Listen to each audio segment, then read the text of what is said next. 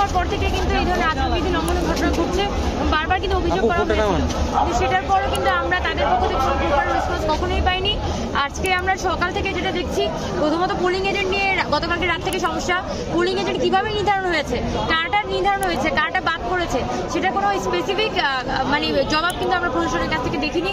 আবার সকালবেলা পোলিং এজেন্টদের একজনকে যাকে যে কেন্দ্রে দেওয়া হয়েছে সেখান থেকে কর্তৃপক্ষ চেঞ্জ করে অন্য কেন্দ্রে দিয়ে দিয়েছে, মেয়েদেরকে ছেলেদের কেন্দ্রে দিয়ে দিয়েছে। এটার ফলে আমাদের কিন্তু প্রচুর ভোগান্তি পোহাতে হয়।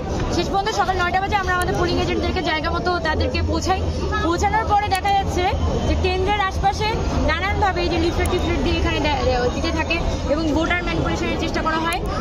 আবার দেখা যায় কেন্দ্রের ভিতরেও কিছুক্ষণ আগে শুনেছেন যে কিছু প্রার্থীর নাম লেখা সিল মানা হচ্ছে, যে ওখানে ব্যালট পেপার পাওয়া গেছে। তো এই জায়গাগুলো অবশ্যই আশঙ্কার বিষয়।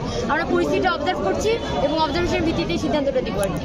ঠিক আছে, কতটুকু আশাবাদী? অসম্ভব আশাবাদী। আমি মনে করি যে এখানে যেহেতু ঢাকা বিশ্ববিদ্যালয়ের শিক্ষার্থীদের, আমি সায়েন্স ফ্যাকাল্টিতে একটু আগেই গিয়েছিলাম, এরপর সিনেট ভবনে গিয়েছিলাম, একদম স্বতঃস্ফূর্ত কাস্টিং হচ্ছে এবং অনাবাসিক কাস্টিং মনে হয় 50-60% হবে, খুবই স্বতঃস্ফূর্ত কাস্টিং।